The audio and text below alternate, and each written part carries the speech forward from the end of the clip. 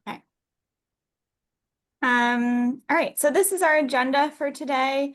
We're going to do some really quick introductions, check-ins, just to sort of uh, remind ourselves who everyone is. I'm just going to reaffirm our group agreement that we went over last time briefly. And then the bulk of today is we're going to have a transfer fee presentation. We're really lucky to have Representative Carmine Gentile here with us today to talk about this, as well as Leah Robbins from MAPC. And so we really appreciate, and I think we're actually going to have one other presenter uh, who Leah will introduce when we get to that, presenting with her. And so, yeah, we're really excited to have them here today. We're going to go over an overview of transfer fee, legislative update, a little bit about how to get involved, and then we'll have a good bit of time to do Q&A around the transfer fee. So if you have questions, please hold them to the end of their presentation, and then we'll have a good bit of time to chat. The idea after that is we'll sort of have general conversation about Affordable Housing Trust updates and discussion. But if we're really into talking about the transfer fee, we can totally just take that until the end. We're flexible there depending on how people are feeling. And then at the end, I'll share some updates about our future meetings going forward. Okay, so we're going to do a round of introductions. I'm hoping we can do this quick because I know there's a big group of us, so keep it kind of brief if you can. But who you are, you could share with us who you are, which municipality or organization you represent.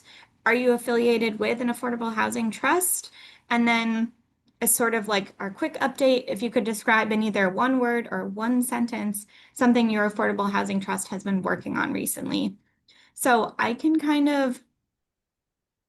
kick us off and then I can call out people as they appear on my screen so that we can kind of go in order. So my name is Gwendolyn Helen Sands. I'm the one who's been emailing all of you. So thank you for being patient with me in all of my communications. I'm a regional housing and land use planner too at MAPC, and the project manager on this project, which I've been really enjoying. Okay, I'm going to pass it to Representative Gentile first to introduce yourself. Well, thank you, Gwendolyn. My name is Carmen Gentile. I represent the 13th Middlesex District, which includes Concord, Lincoln, Wayland, Sudbury, and parts of Marlborough. And I have filed with Representative Mike Conley and others this legislation for the transfer tax to be available statewide. Also, I'm chair of the Affordable Housing Trust in Sudbury, Massachusetts. Thank you. Great. Adam, you're next on my screen. Hi, I'm Adam Plutz. I'm the manager of housing and neighborhood development programs at MAPC. So I'm supporting Gwendolyn on this project. And I will pass it over to Leah, if that's okay, Gwendolyn. Hi, good morning. My name is Leah Robbins. I'm the Director of Government Affairs at MAPC and really thrilled to get to join you all today. Thanks, Leah.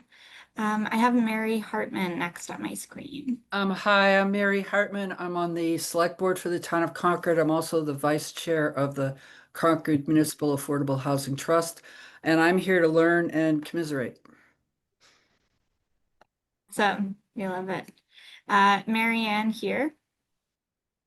Hi, Mary Ann with the Littleton Affordable Housing Trust. Last time we spoke a little bit about our rental assistance and small grant program, and for projects moving forward, we're looking for actually new projects. We're under evaluation for a couple of different projects. Exciting. Okay, Les Fox. Oh, hi, I'm Les Fox, town of Boxborough. I had been on this Boxborough Select Board for 24 years and retired from that last year, but I am currently still the chair of our Affordable Housing Trust, which has money that we obtained through the settlement of a lawsuit that the town launched against some developers some years ago. And we're still planning what to do with that money and what other funds may come our way. So anxious to hear what you folks are doing more about this real estate transfer tax and where that stands. Thank you. Keith Bergman? Hi, Keith Bergman, Chair of the Concord Municipal Affordable Housing Trust. We were established there was a series of articles in 2019 at Concord Town Meeting. First was to file a home rule petition for a real estate transfer fee to fund the trust. Next was $500,000 appropriation and that year, and collectively we've received nearly $6 million in funds. We are spending those monies to do things like pay for the sewer hookup for 51 affordable units in a 200 unit 40B that we like, and our latest project, in addition to monitoring closely what's going on at MCI Concord and its reuse, big topic for, I think, future discussion by Magic. We are looking at a 1.4 acre parcel of surplus state property on which we hope to develop 4 workforce housing units at 120% of AMI. So thanks so much. Awesome. Thank you. Mike Kopczynski. Hope I'm saying that right. Hi, yes, it's Kopczynski. I'm the chair of the Housing Trust and the Housing Authority in Stowe. In terms of what we're doing, we are just about to publish an RFP for 6 affordable ownership units on land that it's owned by the trust and was acquired through a cooperative work with the Conservation Trust and the Conservation Commission here in Stowe.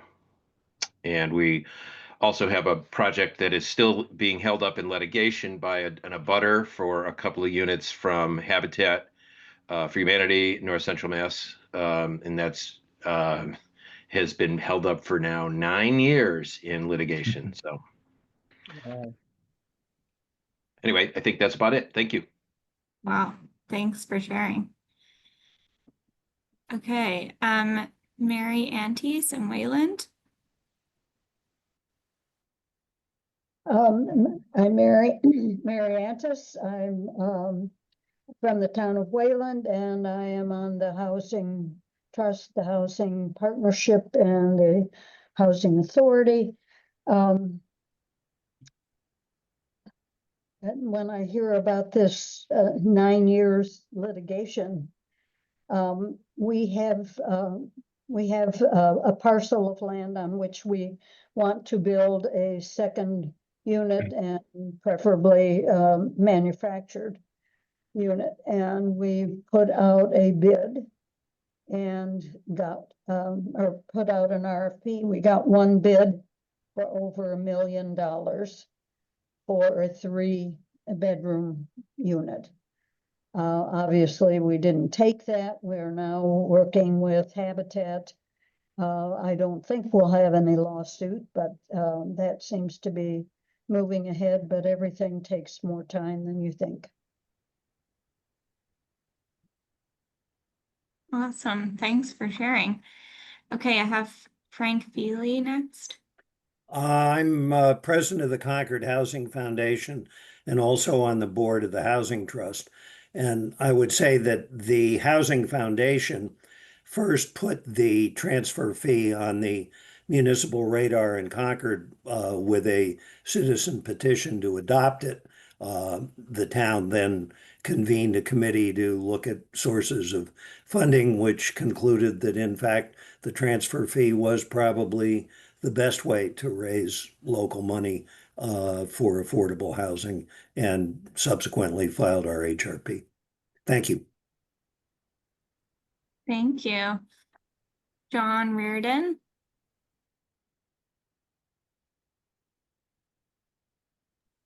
Oh, I think you're muted. Sorry. John Reardon from the Sudbury Housing Trust. And we've been working with the community, the development, community development office and planning office for the town of Sudbury to identify investment opportunities for properties where we could potentially build affordable housing units.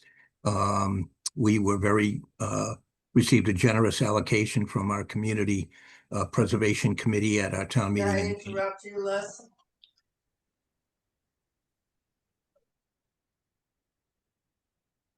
I guess somebody wanted to interrupt. I'm pretty much finished there anyway. Thank you. I think that was just someone talking in the background.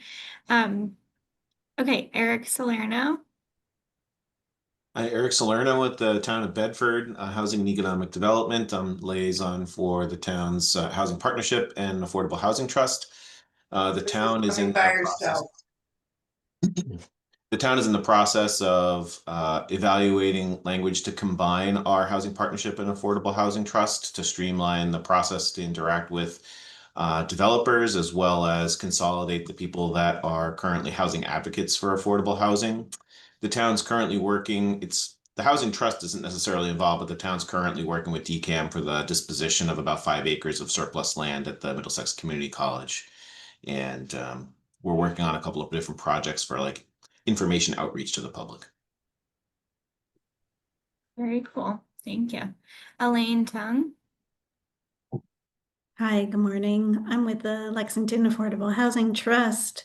We are currently in the project eligibility letter phase for our 40-unit, 100% affordable housing development in Lexington. Thank you. Awesome. Thank you. Adam Burney. I'm Adam Burney. I'm the Director of Planning and Community Development for the town of Sudbury. As John mentioned, we're looking at developing some new affordable units, as well as putting together a series of informational flyers, packets, and public meetings to spread the word on what affordable housing is and why it's important, and why it's not what a lot of people associate with the term affordable housing. Great. Thank you. Linda Prosnitz. I'm Linda Prosnitz. I'm also with the Lexington Affordable Housing Trust. And another thing we are in the midst of is negotiating with developers of MBTA multifamily properties for buying down some market rate units to be affordable to 60%, and also buying down some of the 80% affordable units to 60% AMI.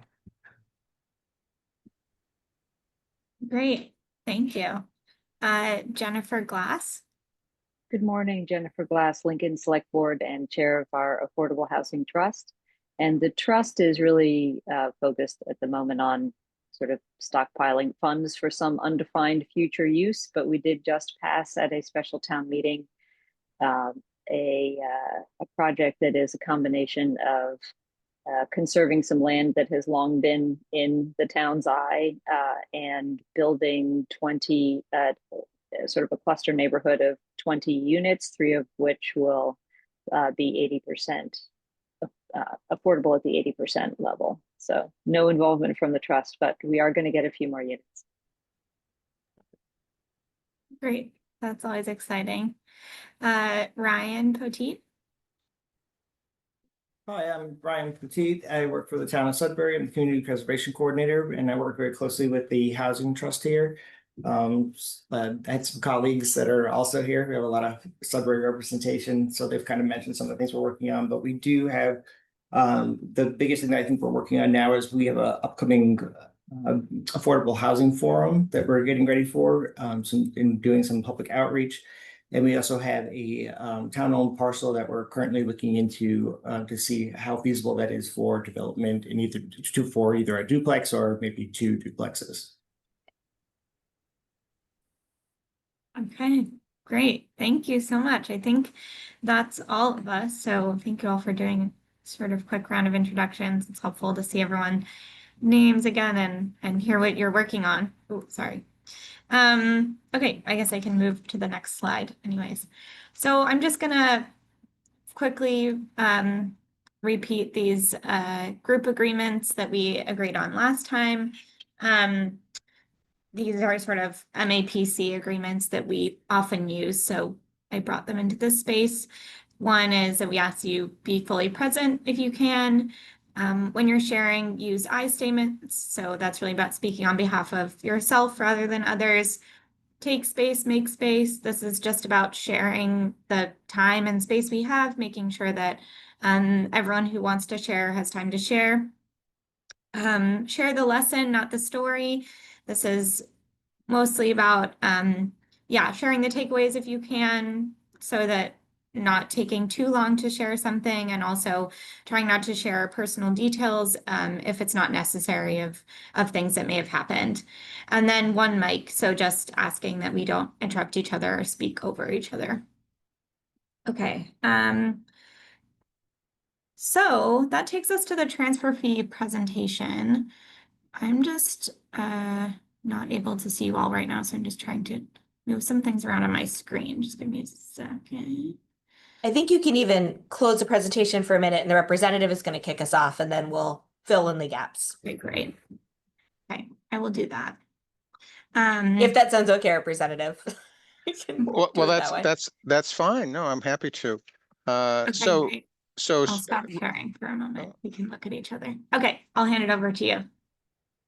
Okay, well, thank you, Gwendolyn. So Representative Mike Conley from Cambridge and I presented a bill, House 3056, to enact enabling a local option for real estate transfer fee to fund affordable housing. And this would allow communities, cities, and towns to elect to participate if they chose to at some point in the future. I think Leah, you're going to be going over it in some detail. I want to duplicate what you're doing. Yeah, I got that. Okay, so currently this bill and about a dozen home rule petitions for transfer taxes are before the committee, the Joint Committee on Revenue. Now, this year is the first year since 2019 that the House and Senate have actually agreed on rules for our joint committee proceedings. And under those rules, what happens is that House bills will be voted on by House members in the committee, Senate bills will be voted on by Senate members in the committee, and bills that are voted on favorably will be sent back to that chamber. So this bill was filed. It's a House bill. If the House members vote favorably on it, and our House chair is Adrian Madaro from East Boston. This is his first term as chair of the Revenue. If the bill is voted favorably, then by House members, then it will go to the Steering and Policy Committee in the House and be transferred to another committee. And that other committee could be Ways and Means, or it could be Bills on Third Reading. It has not been assigned, we haven't been assigned a hearing date yet. I will be seeing Chair Madaro later today and inquiring about getting a hearing date. I'm sure he'll be wanting to put this bill on with all the home rule petitions and when that hearing date, when we do get a hearing date, and hopefully we'll have a couple of weeks or more notice. But whatever notice we have, I think it would be very helpful for everyone who's interested in these transfer fees to send in written, email written testimony in favor of the bill to the committee chairs, especially to both committee chairs. And the Senate committee chair is Senator Jamie Eldridge, who I've been working with closely on numerous matters for many years. And I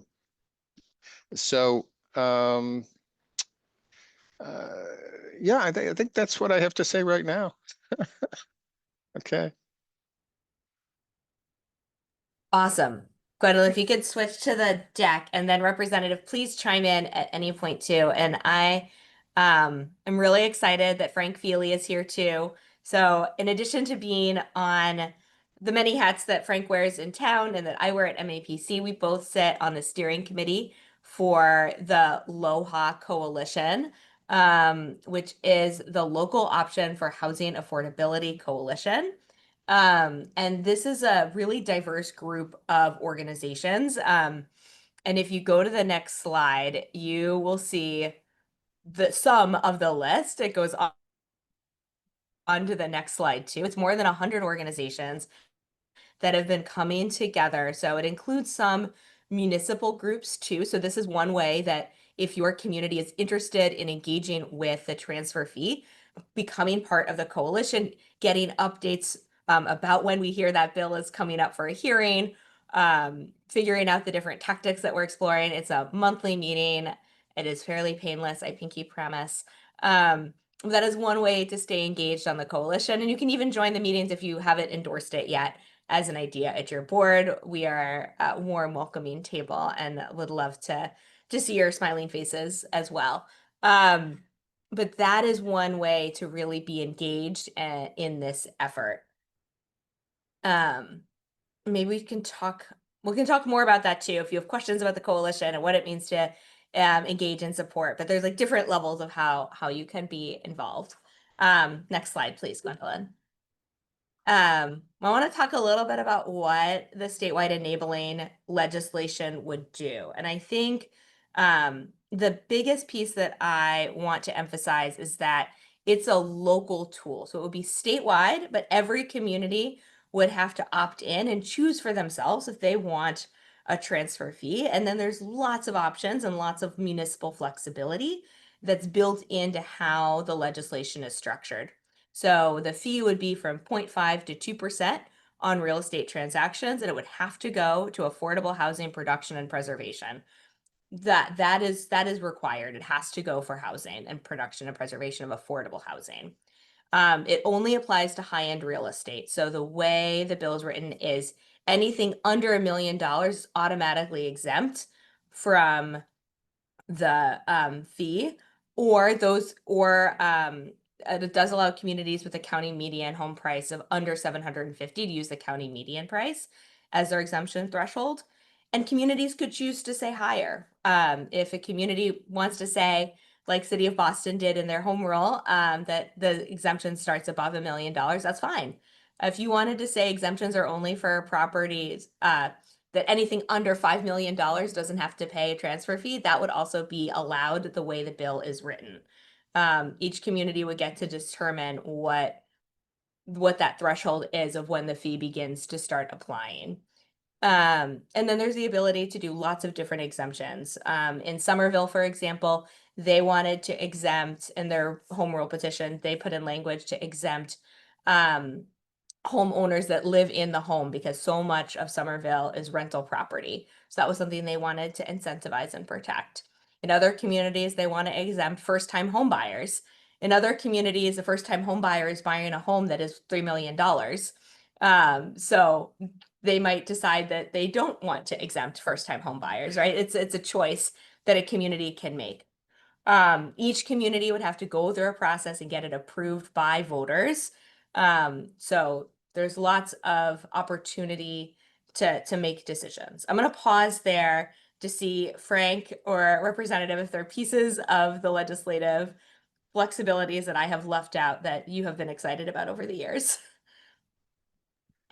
Oh, Leah, I think you've done a good job on summarizing it. And really, it's elective by the cities and towns to participate. There's no great reason to be in opposition to it. However, last session, if there will be any opposition, it'll probably be from the real estate brokers, because anytime you add a cost to transferring real estate, the real estate broker community doesn't like it. So that's foreseeable. That said, we need affordable housing, and people that want to have affordable housing, this will be a great vehicle. Thank you.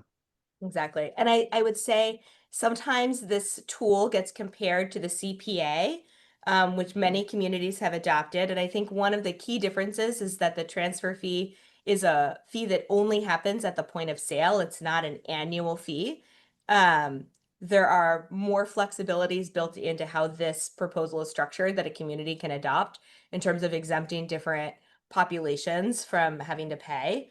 And this allows regional collaboration. So the CPA, individual communities adopt it, individual communities run it. With this proposal, it is written in such a way that a group of communities could come together and say, we collectively want to adopt a transfer fee and we collectively want to administer the funds. And that is possible under this bill. And it is solely for affordable housing, whereas the CPA has multiple uses that it has to go towards. So we heard a lot of questions last session. And the reason the representative and I keep mentioning last session is because it was very exciting to see the governor include it in her proposal for the housing bond bill. And that unfortunately did not get signed into law as part of the bigger package, but it really kickstarted a conversation among legislators about what this tool could be and what it might look like, and kicked up a lot of opposition. From the real estate community, there's a lot of robocalls. It was a very well-funded opposition compared to our very scrappy 100 plus group coalition, which we can talk a little bit more about. In terms of the question about why a specific dollar amount was chosen, I don't have a good answer for you on that, but I can try to find out why the coalition originally went that way. And there's very It's mostly simplicity. Yeah. I just wanted to say one other flexibility that's in there, which Concord has exercised, is you can exempt the amount below the threshold. So that if somebody sells a house for $1.5 million, they're only paying on 500,000, which is nice because one of the objections is, oh, I bought my house for 300,000 and now I'm going to sell it for $1.2 million and move into a retirement community. Well, you're only going to pay on the 200,000, assuming you use the $1 million minimum.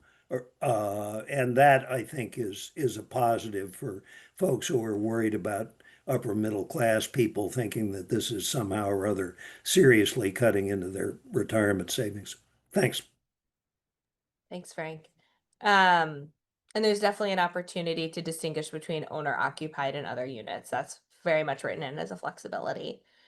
Eric, that's a really good question. I think it was just the way it was for the simplicities piece that Frank was talking about, but it's something we can definitely think about. Yeah, $1 million is going to be a different amount in 20 years for housing. That is something we definitely have been thinking about. Can we go to the next slide? Gwendolyn. One of the pieces that I just want to emphasize again is that all of the money has to go towards Affordable Housing Trust Fund or a regional affordable housing commission dedicated to affordable housing. So as of 23, 140 municipalities have one already set up, and there is historic precedence for these bodies, right, to be receiving funds, with the CPA being like the prime example. The revenue potential is something that gets talked about a lot. The governor included some numbers when she put it forward. MACDC did some research on those 19 communities that have filed home rule petitions, and they looked at it and conservatively came up with a number of 213 million that could be generated just from those 19 communities.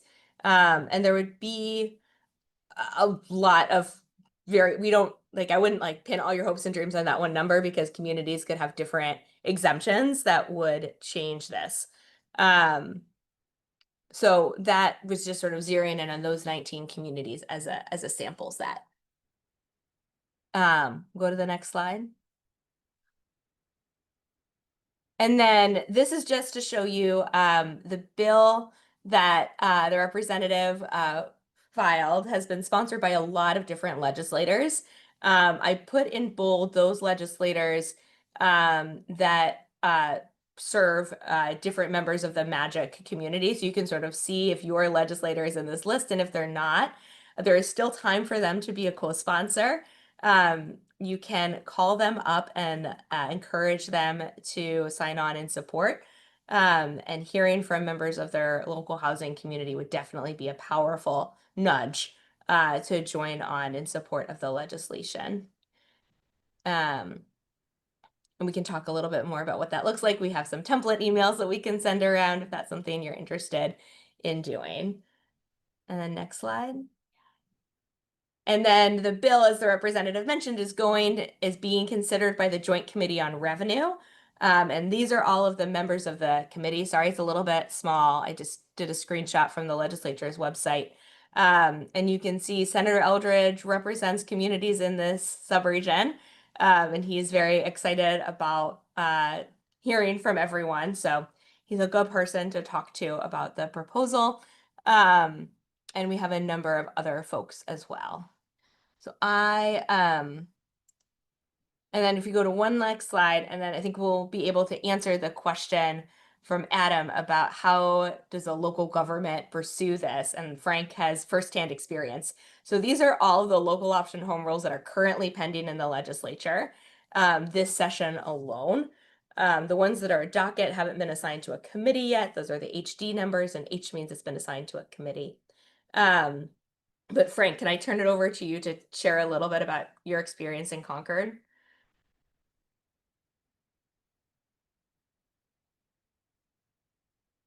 Oop, did I lose him?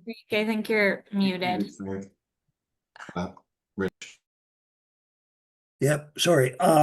Just talk a bit about the numbers that might be generated in the Magic community. When we first introduced this in town, we did our own calculations, and it looked like it would generate about $2 million a year. You can compare that with the typical cash flow to housing from the CPA of about 500,000, and that was confirmed by the study that Leah referred to. And in fact, most of the towns, although not all in the Magic subregion, would generate $1 million a year or more from the bill as currently constituted. We obviously went through the home rule petition process. It came up at town meeting, was referred to a study committee, did not pass initially on the citizen petition. The study committee came back to the select board and said, yeah, this probably is the most appropriate source of local funding. That then went back to town meeting and passed, and has since had to be renewed, and with relatively little opposition on the renewal. Obviously, if this law passes, and I defer to Representative Gentile, it becomes somewhat simpler. You don't have to go to the legislature.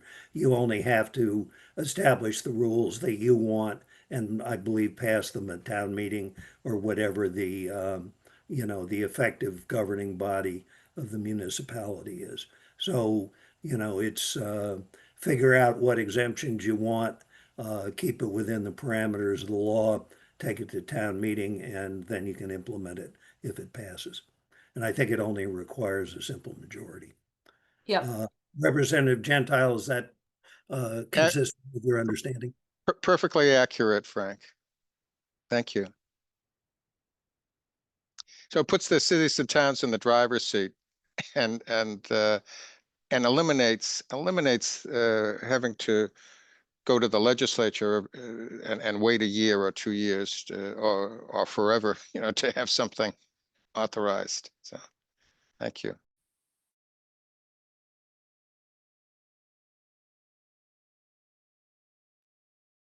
Amazing. Hopefully that answers your question, Adam, about the local process, and then it starts in the State House and has to get considered by the legislature. There've been a lot of really good questions in the chat. I'm going to try to tackle them as we sort of go through.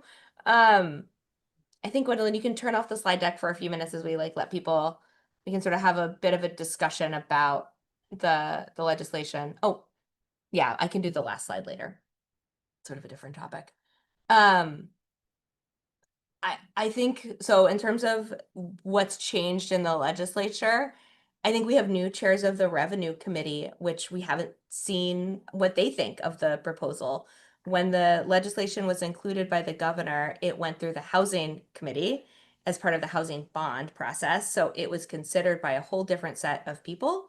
So that's definitely a change. In terms of have other major factors changed, I don't know. The federal picture feels like it's weighing very heavy, at least for me, in conversations with legislators of wondering what is going to happen with our funding that we had been relying on from federal government to support housing and make good on the targets. Because while the bond included a lot of revenue, it's our bond cap is only so big as a state. So that feels like one of the biggest change. Those two factors feel like a big change. Yeah, the federal uncertainty is a huge factor. I mean, this session, the budget that we sent to the governor and that she signed included $800 million that we haven't allocated. It's just there, and that 800 million is revenue that we anticipate that we haven't allocated. And the reason we haven't allocated it is because of all the uncertainty. You know, we know that the federal government will be cutting back on Medicaid, and they've cutting back on the aid to education. And so with all this uncertainty, we're trying to retain some flexibility to be able to pivot to address the most urgent needs. And housing is one of them.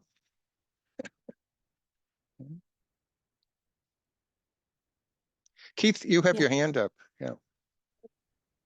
Yeah, thanks. Oh, and before, and I mentioned it earlier, I'm going to need to jump off and get on a train, and so I'll pick up the rest of the call soon. But I did want to recognize that Kristen from the town of Acton is on the call, and many of us are going to get to work directly with her almost any moment now at the Regional Housing Services Office based. We say it's based in Concord, but actually the building I think it's in may even be in Acton or Maynard. I don't know, but welcome Kristen to this group. Thank you.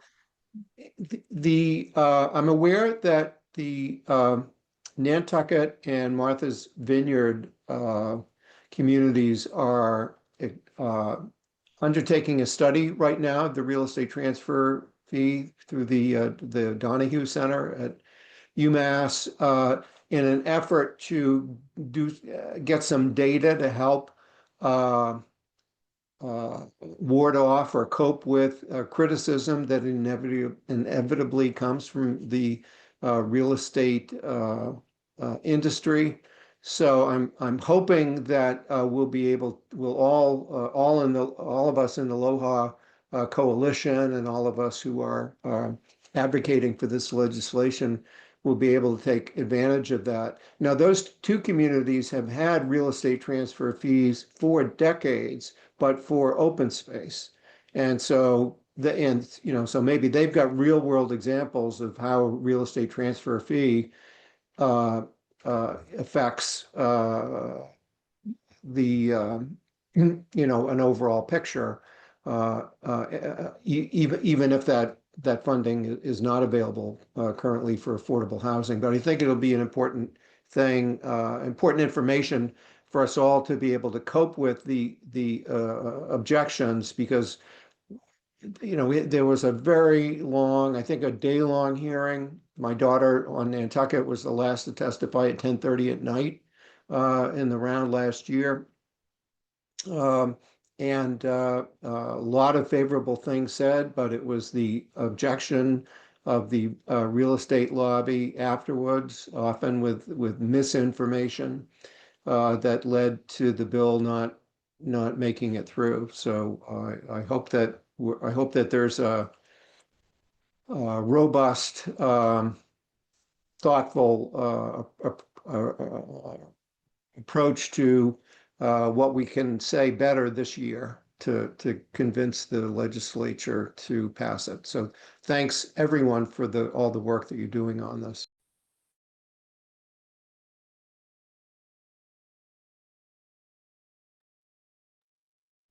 Great. We have a few more questions in the chat. One, Leah, that I think would be interesting to hear about is how the regional approach to collection would work, and the use of the funds generated from this fee proposed to work in a regional setting. That is one area where I have to get back to you, because that is like, maybe Frank knows this piece of the legislation a little bit better than I do. Yeah, it was designed around Martha's Vineyard because you have multiple towns and none of them are big enough in their own right to run a fund. So I believe it is permissive in the sense that, and I know there's some smaller towns in Western Mass that would be interested in doing it together. I can't tell you the exact details, but if there are towns that are interested in doing it, I believe there's a structure to do it if the bill passes. The other thing I just wanted to say is that there's a question, can it be used for rehab or acquisition of existing housing? The answer is yes, it can. Anything that an affordable housing trust can do, which includes, preservation of affordable houses or buying houses that exist and, buying them down to an affordable level. Those things can be done with the transfer fee money. Thank you. Yeah, there would have to be a regional commission set up that would be able to make some of these decisions. That's sort of how it's structured in the bill, or it's contemplated in the bill right now, but it is, I think, if there are other ways people think this should be done, like, very helpful to hear that, to know, as we're bringing this forward. It's nothing is set in stone. If we get fortunate enough to have the bill moving, there's gonna be changes proposed, and it's always nice to be able to strengthen the bill as it goes forward.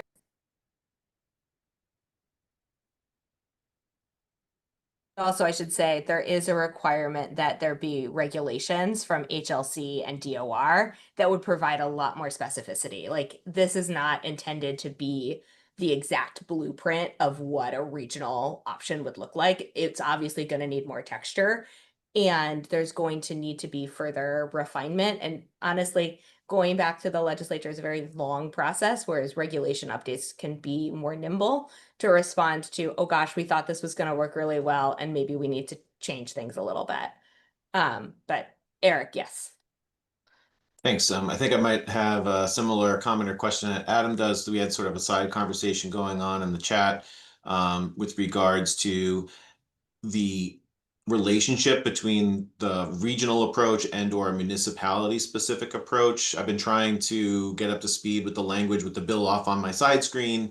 I'm hoping that Representative Gentile can help us better understand the flexibility and the options there. When I'm reading it at a cursory level, it looks like a regional approach is an option, meaning that if you don't already have an affordable housing trust, or you're a member of something that's at a regional level, you can implement it that way. But does a community that is already part of a regional housing organization, is it required to take the regional approach, or can municipalities, if this bill passes, basically define their own transfer fee and implement it at the local level?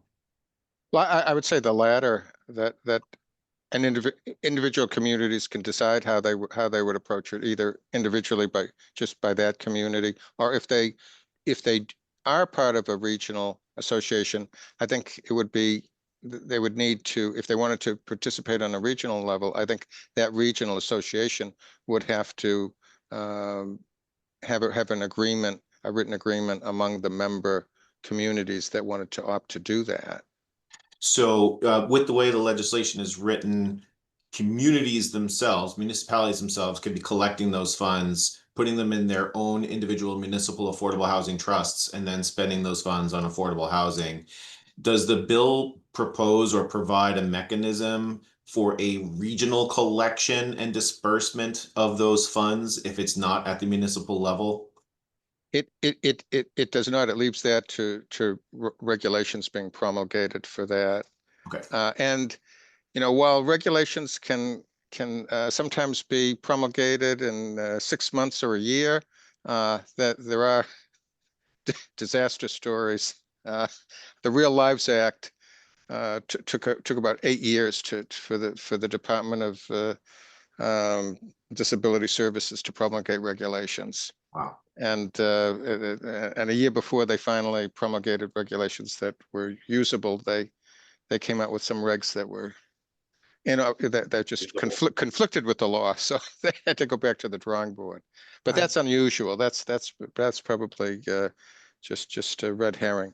I mean, I would think that the Department of Housing and Livable Communities would promulgate regulations in a timely manner, which would be like, I'm thinking 6 to 12 months. Okay. And Adam, I apologize for making you wait for one more question, but I had a question posted in there to clarify how a scenario is handled when you have a community whose median home price, like real median home price just for that community, is much lower than its county median home price. So if you're in a very high cost county, but your community happens to have low cost home prices, but still has a need for affordable housing based on its local area median income, how is that scenario handled? And that's one of the scenarios where I feel like if the bill addressed the threshold at the municipal level using assessed values, I think you'd be sort of aggregating the same data, but at a much more specific level versus trying to apply numbers at the county level or with flat numbers to communities that then have to make compromises. Well, that's a really good point. And, a lot of time, very often, most often actually, bills that are enacted are the result of a committee that's favorably disposed to the bill, to tweaking it, to editing it, and coming out with a committee bill. And that may be a tweak that Revenue chooses to make. Or, we can certainly there'll be discussions with them about it. Yeah, I think we politically chose that number because we didn't want to be accused of raising the price of the average home statewide. So, I mean, we can credibly make the claim that, 90% of the people or more in Massachusetts are not in a position to buy a home over this level. And therefore, we're not, keeping the middle class from buying a home by adding this fee. So it was partially political, but I understand what Eric's saying.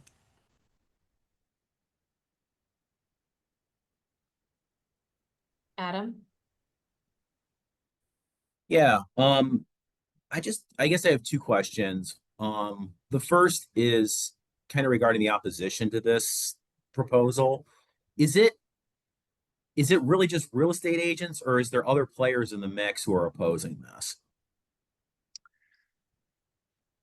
So I think other opposition may come from communities that don't envision using this at all, and just saying, well, why should we have this?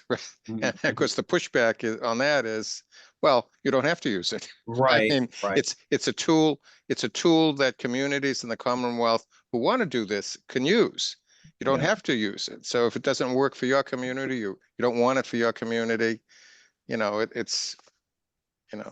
But despite that, there are folks who will feel that, well, it's not going to work in my community. I'm not going to favor it. I think, I think there's all. Sorry, go ahead. No, go ahead, Frank.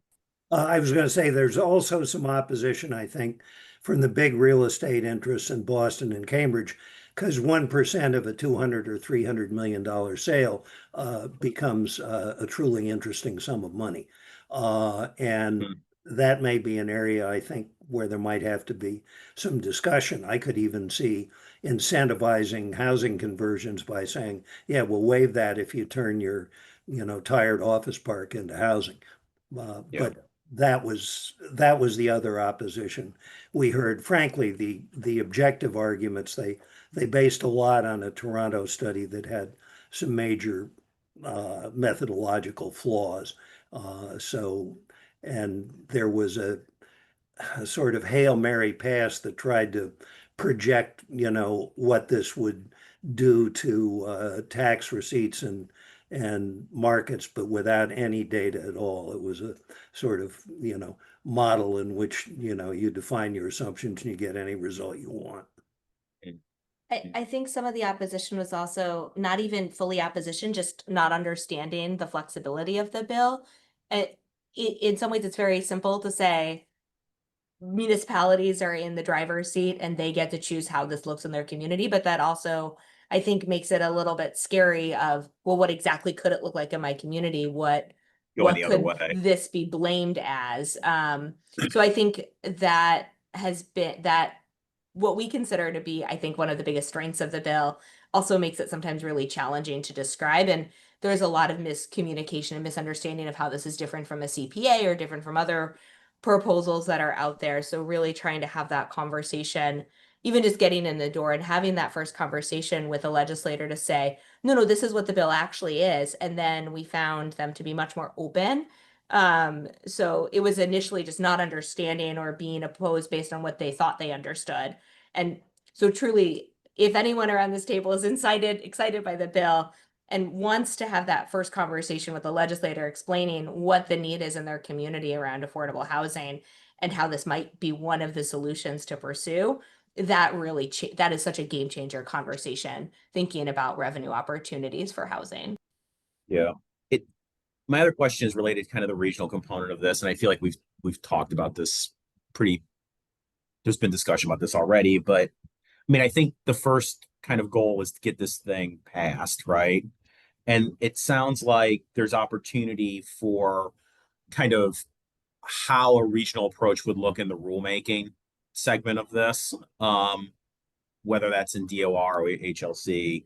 I think there are, I think, I mean, the regionalization, I mean, as a regional planning agency, obviously, I think a regional look at this would be fantastic. I also think the back of the envelope, just using magic, if all of these communities are generating about $1 million, that's real money. That is real money for affordable housing development.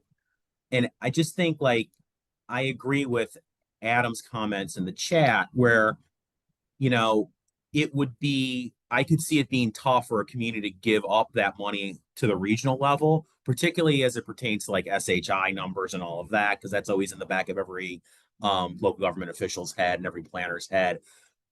I would imagine there'd be space to, like, you could probably come up with an option where you take a cut of municipal of whatever's generated annually, you take a cut of that and put it into a regional pool as a way to kind of, and that could be used across the region, not necessarily. I mean, I think the way this sounds, there's a million ways to cut this, and that to me is really exciting. So I think it's good.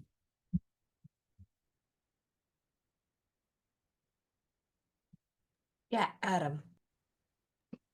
I think to kind of build on what other Adam said, the regional approach, I think if HLC is going to be involved in rulemaking or regulations for this, it's incumbent on them to consider how a regional approach can then be divided up for SHI purposes, because no community wants to take, or maybe some community does want to take all the affordable housing, but if it's being paid for by 5, 6, 8 communities and located in a host community, there needs to be some benefit that comes back around to everybody else who's contributing. And it sounds really transactional, but I think when it comes to SHI, we all have to be a little transactional about it. And I understand, regional affordable housing in one community serves the entire region in a way, but it also doesn't serve us from a regulatory perspective. And I think that needs to be addressed in a way that is real and isn't as maybe unnuanced as some of the regulations that have come out for some of these housing-based initiatives that have been implemented statewide recently?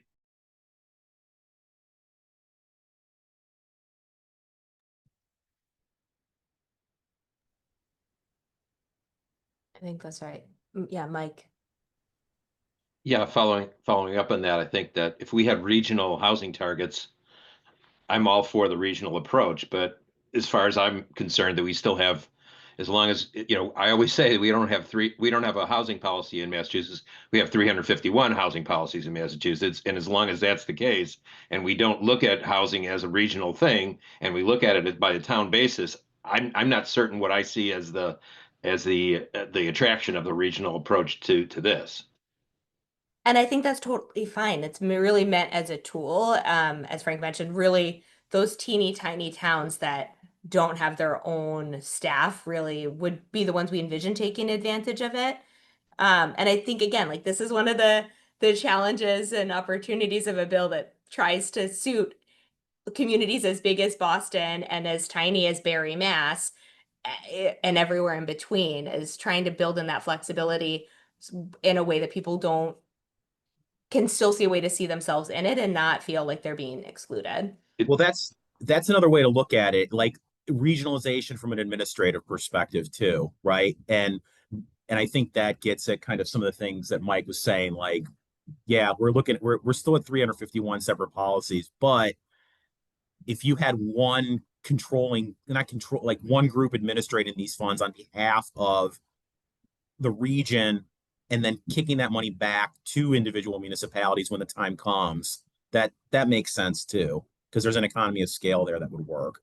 I have my hand up, I know, and I know we got the one mic rule, but I have to interject only because while we're here from a regional basis, and I do agree that a regional option is great for smaller communities like Leah had mentioned out in other parts of the state, I completely disagree with the regional collection and disbursement approach for our metro area. Look at the home consortium. I mean, it cannot possibly be more complicated or more bureaucratic of a process. And I would hate to see an opportunity to impose a regional or a municipal specific transfer fee where you already have a municipal affordable housing trust. Let the housing trusts do their, fulfill their responsibilities, right? Also, if you have, even in our metro area, right, Bedford, Burlington's, and Billerica's real estate markets are completely different. And to try to pool those funds together would possibly mean having to impose very similar transfer fees and making compromises on a municipal basis. So I would encourage, at least in the metro areas or the regions that we all represent, to take a municipality-specific approach to provide as much flexibility at the local level as possible, because politics are different from town to town too. Mm-hmm. Which unfortunate because housing is a regional issue. And I hear everything you're saying, Eric, and I agree with you on an actual practical level. On a conceptual level, housing's regional.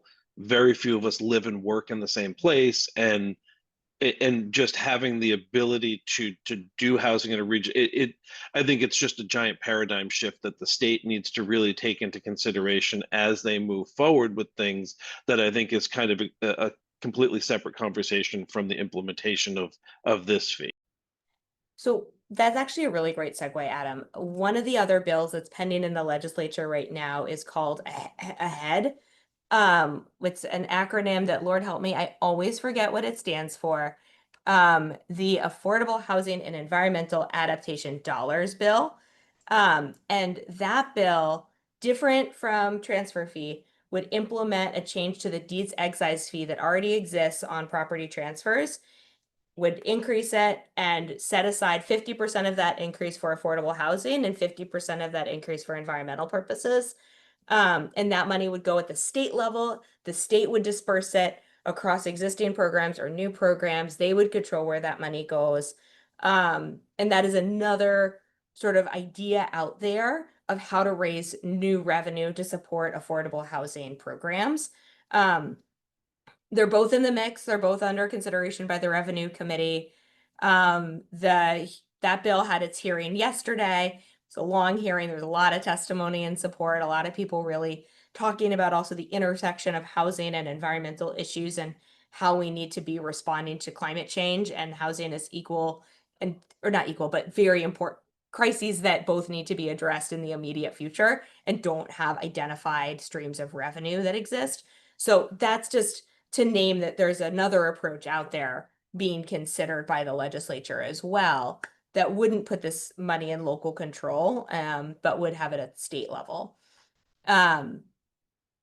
So lots of ways to think about raising revenue. If any of these ideas are exciting to you, there are steering committees for both bills. We would be eager to have members of your committees or your staff on email lists. You can let Gwendolyn know, let me know. I'll drop my email in the chat. If you want to have a conversation with your legislator about this bill, we can come up with, we have templates that we can send you, and glad to help support those conversations. If your community is interested in adopting a home rule petition, all of the communities that have adopted it are game to chat one-on-one with you. We can sort of set you up with a buddy partner to talk through what that process has looked like. You have Concord within this coalition that has gone through it in recent past. So there are folks that have lived that. That is a big lift. I don't want to sugarcoat. Going through and doing a home rule petition can be a big lift. And I think there are ways that if communities could say, if this were adopted statewide, we would be interested in exploring it. That would be really powerful too. And glad to work with you guys on that if that ends up being of interest. But I see a hand from Jennifer, so I'm going to be quiet. No, thank you. Quick question, and I'm fortunate to have my rep in the room here. So I guess my question would be, in terms of lending support to this legislation timing, and Carmine, would it be, would you come join us in the fall at a select board meeting? Is that too late? Kind of what do you see as the timeline for this particular piece of legislation in terms of us having the ability to have a conversation in town and with our affordable housing trust? Sure. Well, I'm available whenever you'd like me to come. I'm happy to come meet with you. Again, it's when will it be scheduled for hearing? And that could be sometime in the next few weeks, or it could be later. I think it would be really helpful for all of our communities to, as was said earlier, to send testimony to the House Chair, Adrian Madaro, and also Senator Eldridge, but it's the House members, it's a House bill, so it will be the House votes. It will be the House Chair that decides whether it goes forward or not. When I say the House Chair decides whether it goes forward or not, I mean, what happens in every committee, not virtually every committee, but every committee, during committee, the chairs, their staff look over the bills and they come up with recommendations, and it's unusual for members to vote off. We do sometimes, but when we do vote off, we're in the minority. So invariably, when the House Chair decides, okay, we'll like a vote favorable on this, or sending this to study. Study means it's dead for the session. Then that's what happens. So convincing the House Chair is Adrian Madaro is vital for this bill to go forward. Yeah. And I'm happy to come to Lincoln anytime. Yeah.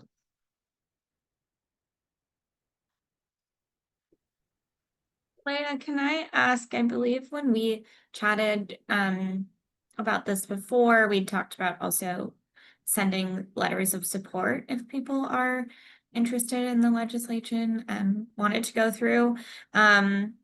Is that something that you have like a format for, or can offer some like advice on what that would look like if people are interested? Yeah, I think we used to have it on I think it used to be on the LOHA website, and if not, we'll get something there again soon. But yes, I definitely have template letters that we can share around. It's really an introduction, says you support the bill, a paragraph or two about why you're interested in it, what the challenge is that this could address in your community, why it's so important to have additional resources, and then we have a little bit of a closer. But really the meat of a letter is your story, what's important to you, to your community, what the problems are that you're seeing. And that makes all the difference in the world. And you send that to the committee and copy your legislators so they are aware of your support, and encourage them to co-sponsor the bill and to support it, even if they're not on the committee. Their support and having them weigh in with their colleagues is key. So you can write your legislator, excuse me, who's not on the committee, and say, I really like this bill. Next time you see these legislators on the committee, can you tell them that it's important to our community and that this really matters? We can include that language too.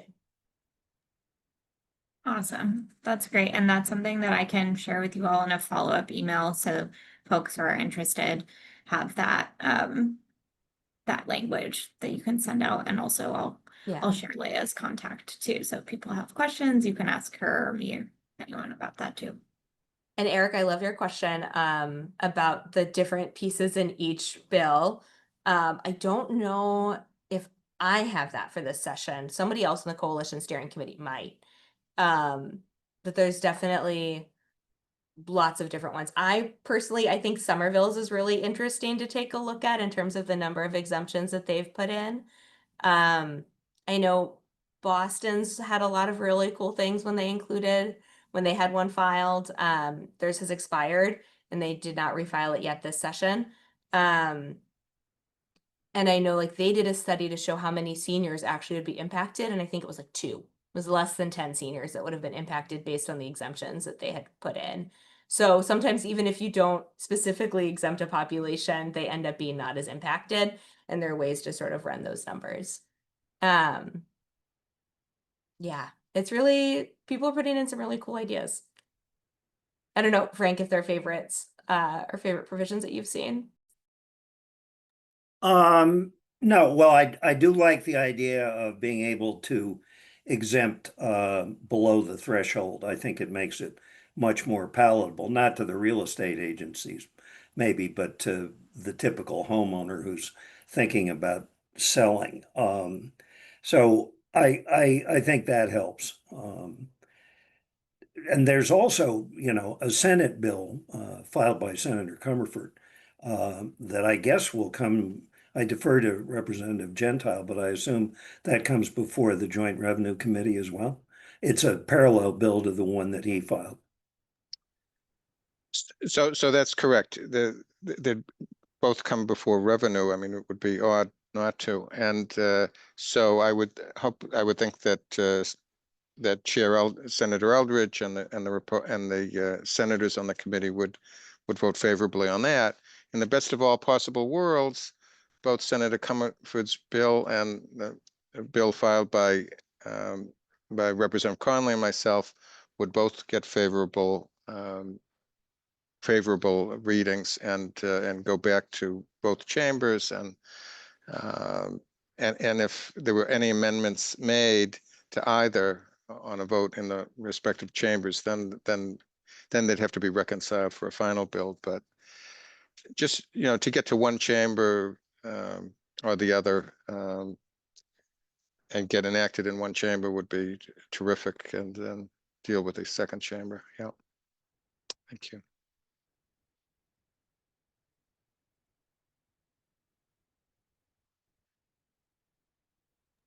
I think you guys asked amazing questions. I've been taking notes. I'm going to bring some of these back to the steering committee. They're really helpful for us in thinking through how we talk about the bill and what aspects are most important. I'm so grateful for the opportunity to talk about the bills and hear your perspectives. Thank you. Huge, like from the bottom of my heart, thank you. This has been really helpful. And I hope it's been helpful for you to hear a little bit more about the bill and how you could be engaged and what the impacts could be for your community.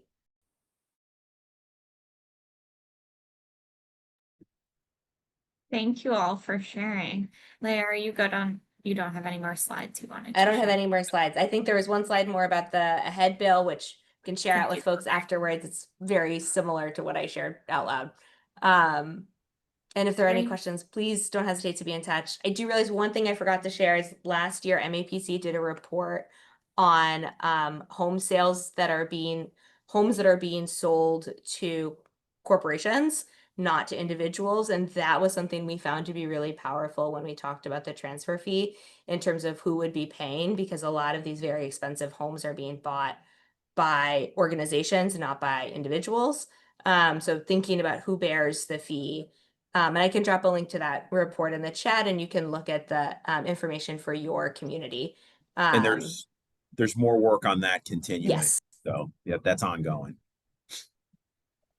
Leah, could you drop in the chat also that map that shows revenue potential that was done by Mass Budget back in 2023? Yes, definitely. I'll put it in the slide deck so people can see it there when the slide Because you deck will goes out notice afterwards. a remarkable overlap between the towns that stand to gain the most from the transfer fee and the Magic sub area. It doesn't map exactly, but it's pretty close. Thanks for that. Yeah, I think the map is really powerful too. This is great, and I will just know that I will make sure to send all these resources out in my follow-up email too. So if people are like, oh my gosh, yeah, I'll send those out. We'll send the slides out. Everyone will have everything. Okay, so if we don't have any more questions on the transfer fee, and we have a bit of time to just sort of talk general Affordable Housing Trust updates, which is awesome. I'm gonna share my screen just briefly because I have my questions up on there for us. Move on our Q&A. Okay, so I just wanted some time to do some general share out chat with one another.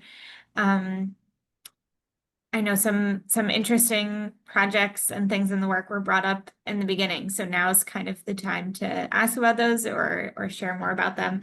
So any of these questions are sort of open to you. What have you been working on with your affordable housing trusts? Any new successes or challenges in the past 2 months that you've been working on or want to share or get some opinions on?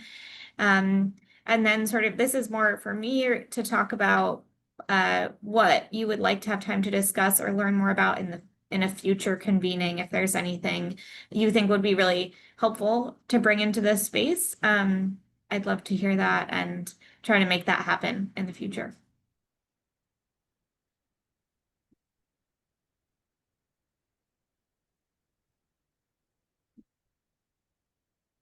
I know it's hard to be the first one.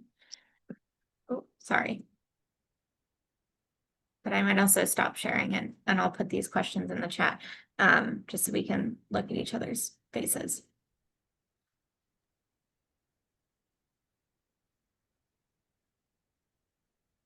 Yeah, Mike, go for it. One thing I'd like, I think it's a theme that keeps coming up is infrastructure and funding infrastructure to direct. We have an option for doing a municipal well on land that's owned jointly by the Housing Trust and the Conservation Commission to serve the eastern part of Stowe and including the lower village business district.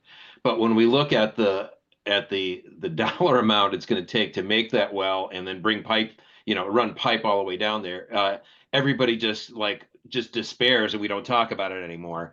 And it's just like, oh, $12 million just for water and that kind of thing. And we could phase it and there's a lot of things, but I'd love to talk about in the future about ways of being able to tackle projects like that, both funding sources and other ways of being able to do this in ways, because we're also building a school and we're doing this and everybody's like, well, it's people are like, well, that's a low priority. However, if we do that, it would both help business development in town and help direct future development into that area of town, which is where we want to do our 3A, right? So anyway, so I'd love to have that as a future topic. And the Massachusetts Water Trust gives out loans, no interest loans to communities for Right. projects like that, and very often will forgive a portion of the loan. So to keep in Heard mind. that. Don't really understand it, so I'd love to hear more about it.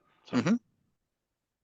Great. Thank you, Mike. That's really helpful. And I think that's a great point. Infrastructure is often a big snagging spot for these projects. And I think that'd be great to talk about infrastructure and funding together.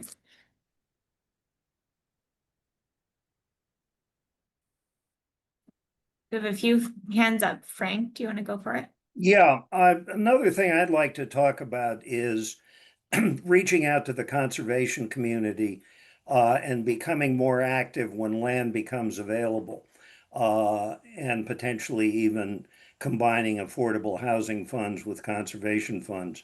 We did it, as some people know, with Assabet Bluff, where they got a prime piece of waterfront land and we got land for 5 houses. Sounds like Stowe's doing something similar.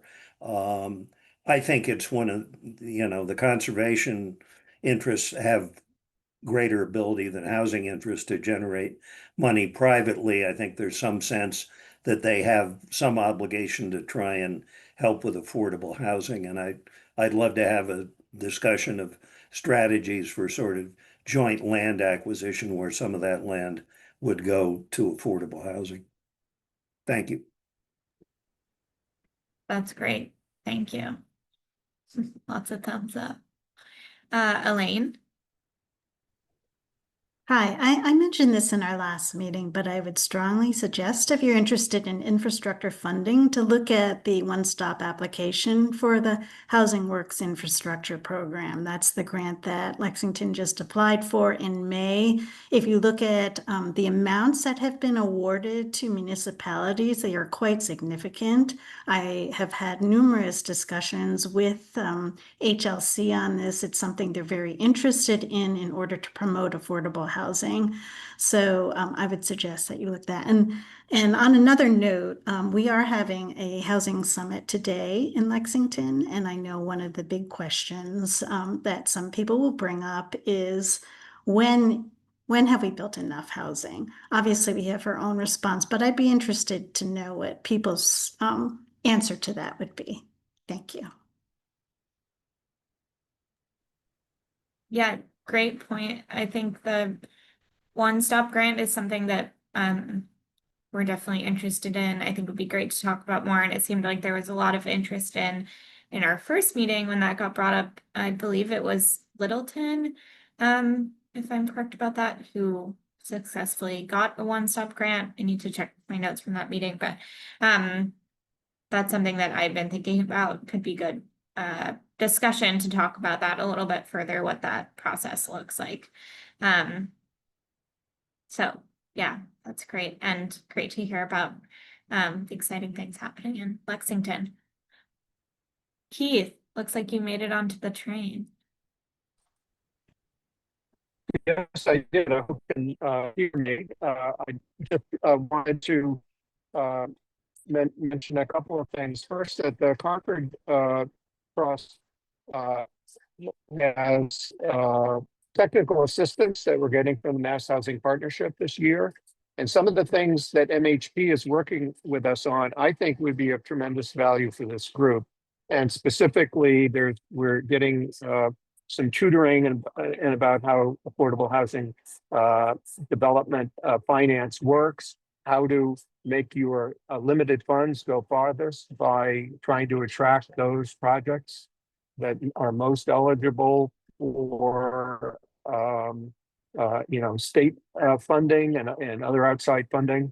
So to do that, we're lining up and are requesting of some of our fellow communities to be able to tour your successful facilities. We're lining up one for Hudson, the Packard Commons, I think it's called, and another one in Afton.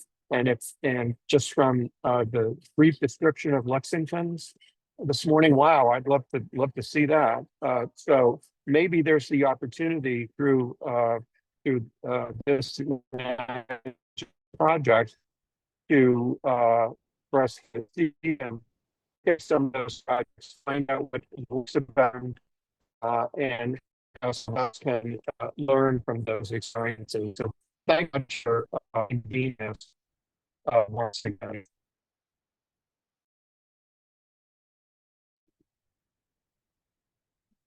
Great.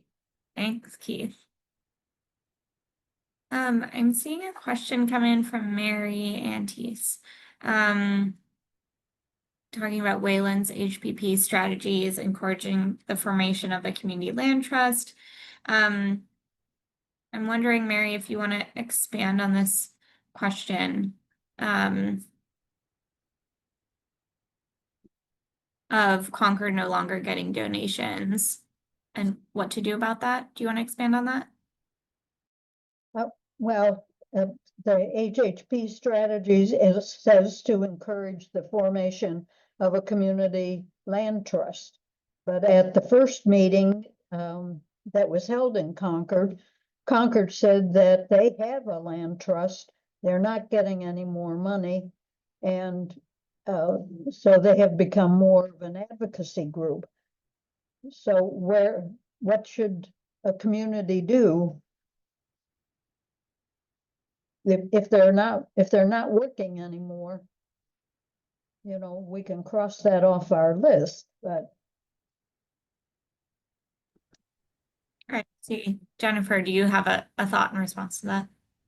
So we have the very active Lincoln Land Conservation Trust that actually was just part of this special town meeting project that I referred to at the beginning, where they're fundraising. I mean, they certainly take annual donations for, you know, their kind of upkeep of trail work and all of that. But when it comes to major fundraising, it's always around a specific project. So it's a model that's been used frequently over many decades in Lincoln, which is that combination of put some land in conservation, create an opportunity for some sort of housing, and that's meant many things over the years, and then make sure that there's frequently it also involves public trail access to the conservation land. But I would say the major fundraising really happens when there's a specific project, and that has so far been successful. Thank you. Thank you. That's helpful. I'm wondering if also anyone from Concord wants to talk about how your community land trust functions currently. I don't even know if we have a land trust. We have a a nonprofit land conservation organization, which, you know, was part of the consortium that helped to acquire the land on Assabet Bluff, which now will be both conservation managed by the town and housing. But I agree with Jennifer that what's happened is that it tends to be project specific, and didn't used to be that the housing interests got that involved, but we have become more involved. The same thing happened when the town wanted to buy a subdivided area on a pond that already had a house on it, and we insisted that they at least maintain that one house. So, you know, I think it involves reaching out both to the nonprofit conservation interests and the town's Department of Natural Resources.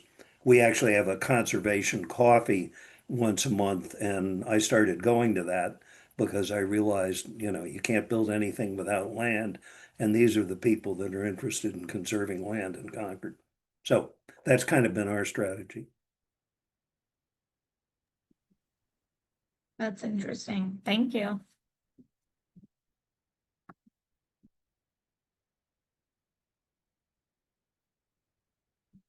Okay, thanks for sharing the links.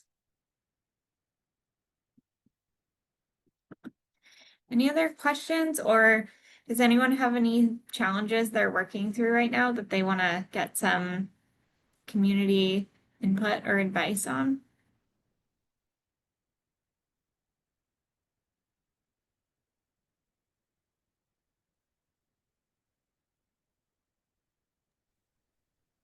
I guess I'll just share one opportunity that we're trying to find ways to make come to fruition in Bedford. So we have like a 20-unit development project that, based on the density bonus that they're taking advantage of, requires them to incorporate 2 affordable units. They originally proposed it as mixed use and ownership, mixed use development with ownership condos, and the financing combined with the high cost of financing combined with the affordable housing component requirement, meaning they have to figure out how to finance that on their own, made it almost impossible to pencil out.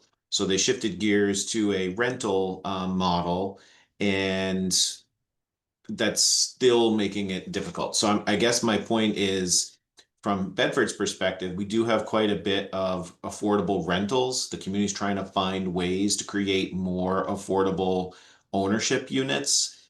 And anybody involved with affordable housing knows the challenges associated with that. So exploring ways to either find resources or, to what Adam had been mentioning, finding ways either at a regional level or something else to help enable that, might be a welcome topic for a lot of communities, or welcome assistance. That's great. And that's actually makes me think about something that we were talking about in our MAPC housing team meeting yesterday, which Adam, I don't know if you want to jump in on this too, is that there were regulations released for 40Y, which is the starter homes provision. And so that's sort of an interesting, step thinking about affordable home ownership. So we're just starting to look at those regulations and review them. And those have been, interesting to see. Yeah, do you have thoughts on those? Before Adam responds, and I'm very interested in hearing your thoughts, Adam, and what you guys discussed, I only want to interject because it's completely related to 40Y. I made a note this week to go back to that proposed legislation to review, only because Bedford, we approached the select board to determine if they were interested in offering a density bonus to DCAM for the divestiture of that surplus land I mentioned earlier, like 5 acres, in exchange for a smaller unit size. So DCAM I've been very happy with the collaborative approach that they've brought to the process, and they informed us that they're going to be including a 10% affordability requirement on the proposals, which we thought was great. But now we're trying to come up with what is reasonable numbers to limit the size of the units that get developed there to provide a lowercase a affordability to it. So I just wanted to interject that perspective before Adam comments. Thanks. I was just gonna say that when Representative Gentile was talking about, regulations that take forever to get out, I thought 40Y was going to be what he mentioned, because it's taken a long time for those to pop up. So we've been waiting for those for a long time. MAPC is doing a review of that. We're going to provide written testimony on it's not testimony because it's regulations. We're going to provide comment on those regulations when I think those are due on the 25th of July. So you still have some time to get, Eric, if you're interested, you could put something in if you've got, a couple hours laying around. I'm sure you don't, but yeah, I mean, I think that we had a long discussion about this yesterday, and I think my take on 40Y is it is a tool that, if it's going to work, it's going to work in like the geography that you guys are situated in between 128 and 495. If it's going to work, it's going to work there. We had a meeting with kind of your counterparts down in the SWAP subregion last week, and they're interested in looking at this, like kind of like testing like modeling and testing to see how this could potentially work.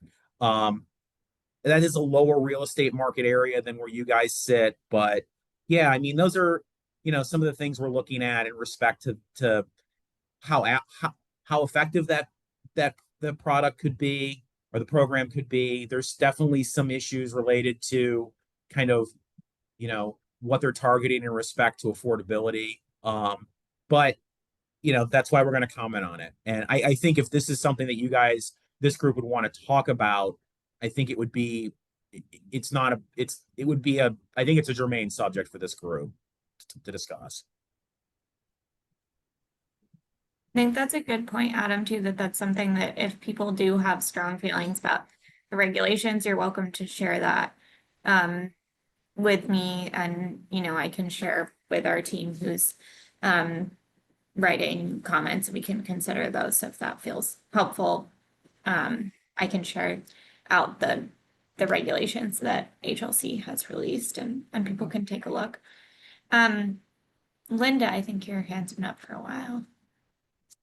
Hi, just first, I want to echo what's been talked about the affordable home ownership. That's one point I think something we've really talking about in Lexington too, and know the challenges of it. So it'd be great to continue exploring that.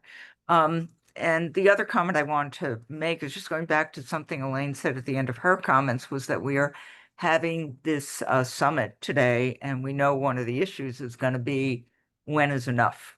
I think we have, I think this group probably has an answer for that, but we are curious what, if any, what ideas you have. I think certainly need is something we're thinking about, but just wondering if there's any sort of other ways that people might answer that question, because it is a real question that's come up a couple of times, saying, should we set a goal? When do we stop? We have a lot of MBTA units coming on, so that sort of triggered this issue. So I don't know if anybody has any ideas or thoughts to share. I think it's a really interesting question. I can share some ideas in a minute, but I want to let John speak first. Thank you, Gwendolyn. I was just going to very briefly suggest an agenda item for a future meeting, which is finding out from other communities how to navigate the process when the state declares surplus property, and what are the traps you have to run through, and has anyone had experience with that? And because I don't think Sudbury is different than most communities, is very limited available land to develop or to build housing on. And so we're always looking for especially low cost or affordable land acquisition so that we could build. So from time to time, the state does declare surplus property, and for housing, that's critical. And so I would just like to suggest that as a future agenda topic item. That's all. Great, thank you. Yeah, I'll add it to the list. I think that would be interesting. One thing I wanted to say in response to Linda is I read an article about sort of like, it was talking about where did they think the housing crisis originated? Like, when did we sort of start falling behind the pace at which we need to be building housing in order to have enough housing, which also hard to know exactly how much is enough, but and their theory was sort of right around 2008 when we had a big dip in construction, and then at that point we just haven't reached we still haven't reached our building rate that we were at before 2008. I would assume that even before 2008, we were still not building as much as maybe we thought we should have been. But I think that's sort of interesting to me that we still haven't even returned to pre-2008.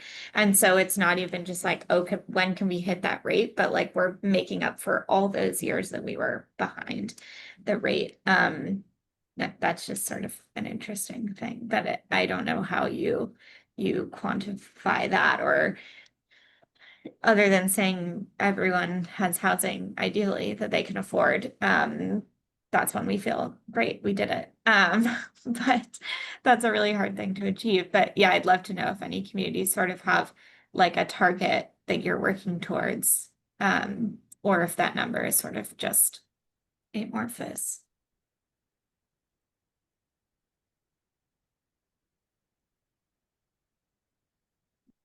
I feel like maybe for a lot of people, it's like, as we were talking about earlier, the SHI is so like in the forefront of people's minds that maybe that number is, at least when I hear about people talking about producing housing, working towards the 10% of the SHI is more of like the priority for a lot of communities.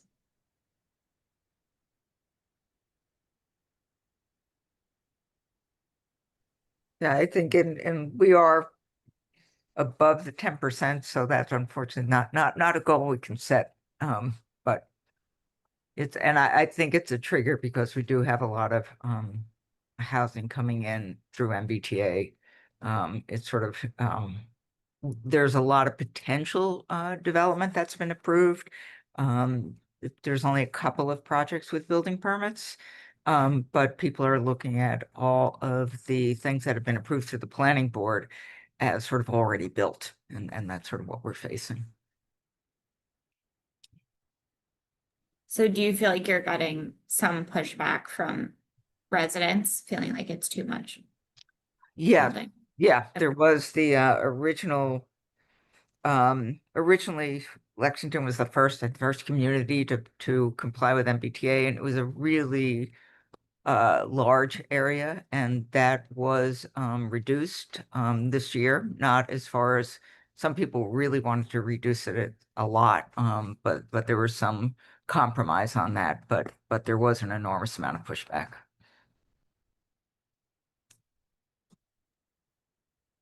Yeah, yeah, that's tough and it's interesting.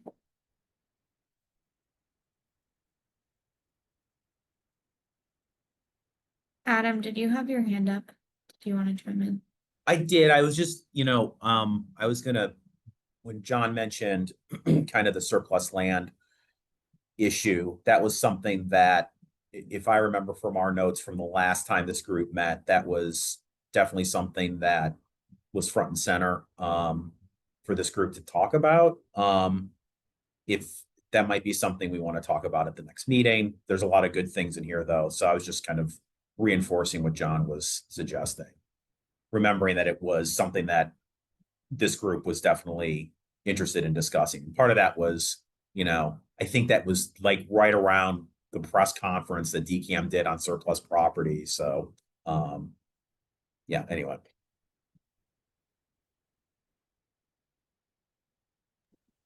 Any other questions? Comment?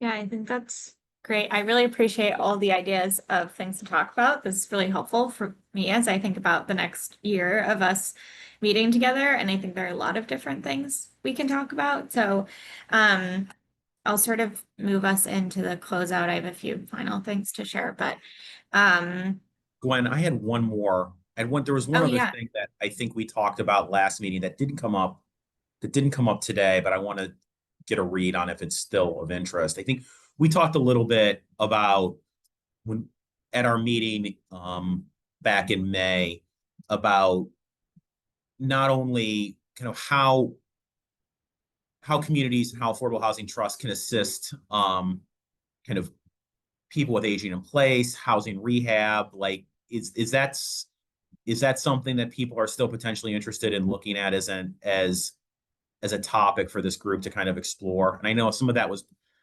kind of driven by the work that Littleton had done, which I think was on a one-stop grant for housing rehab.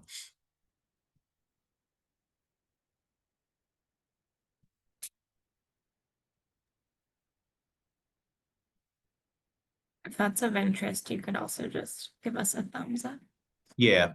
if that's easier. Or not. If you're like, I don't want to work on this, then that's fine too. Yeah, that too. You can give us a thumbs down. Thumbs down. All right. Sorry. Go ahead, Glenn. Okay. No, that's fine. Thanks, Adam. Okay, so I'm just going to share one more slide, which is that our next meeting we have scheduled already, which is exciting. Hopefully we're a little bit ahead of the game so people can put this on their calendars. So yeah, our next meeting we're going to do in person because we'll be into the fall. So hopefully people will be done with their summer breaks around. I know there was strong interest in meeting in person when possible. So we're going to meet Thursday, September 18th, same time, 9 to 11 a.m. People seem to like the 9 to 11 a.m. from what I've heard, but if anyone feels like that's not a good time for them, would rather we switch it around, please let me know. I want to make sure that everyone can come. But yeah, so for next meeting, we'll be in Lexington. Elaine Tung has helped us get a space and have that reserved, which has been awesome. So thanks, Elaine. And I'll share more soon about specifics of location and what we'll be talking about. We'll sort of think through some ideas from today and plan something. And we'll, as always, I think most of the meetings I'll try to keep a good chunk of time for discussion. So if you have things you want to talk through with people, feel free to bring those. We'll have time for that too. But hopefully today was helpful talking about transfer fees. I know that's something that we're thinking about a lot at MAPC and especially our government affairs team. So it's helpful to hear what you all are thinking. And again, I'll share a bunch of resources. And if you're interested in supporting it in other ways, you can talk to me or you can talk to Leah. I'll share her email. So there's lots of ways to get involved and show support for that at the state level if you're interested. Okay, I think that's it. This is my email. I'm sure you all have it by now, and I'll email you all too. So you'll have it there too. But again, feel free to email me with anything. I'm seeing one more question come in. Oh, about occlusionary zoning. I think that's an interesting question too. If occlusionary zoning is actually working for creating affordable units, might be a good topic. Yeah, I think that could be great. I've seen some articles too about inclusionary zoning being difficult in some areas. Yeah, Gwen, we're like, as you know, MAPC is doing a couple different projects right now on inclusionary zoning. And yeah, I think that's something we could talk about. I think we would be way better positioned to talk about it probably towards the end of the year than like right now. Yeah. Yeah, I think you're right. Yeah, we have a couple different projects, so then we could probably bring in some project managers from MAPC to talk about ways that they're working to implement successful inclusionary zoning. Yeah, I think that would be a really interesting discussion. Thanks, Eric, for that.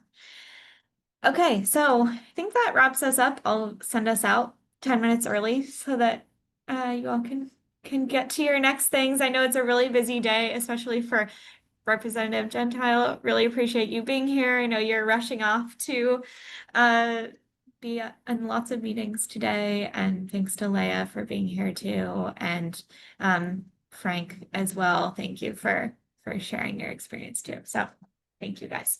Thank you Nice all. to see you all. Bye-bye. Thank you. Bye-bye.